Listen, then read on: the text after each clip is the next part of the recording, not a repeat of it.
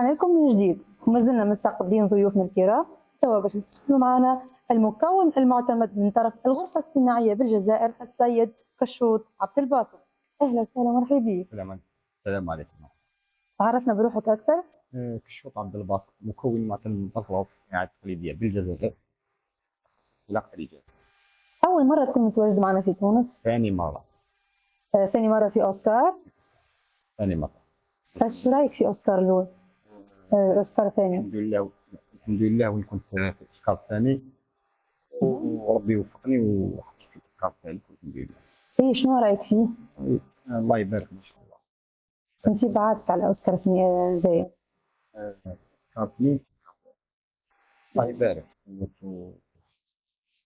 مليح الله يبارك. عجبك يعني كتنظيم كتنسيق كحضور؟ ما شاء الله. شنو تحب تقول سي بسام مدام أسماء؟ نقول السي بسام ربي يوفق ان شاء الله نلقاوه في المراتب العاليه ان شاء الله. انت يعطيك الصحة ومرحبا بك معنا نورتنا وبارك الله فيك.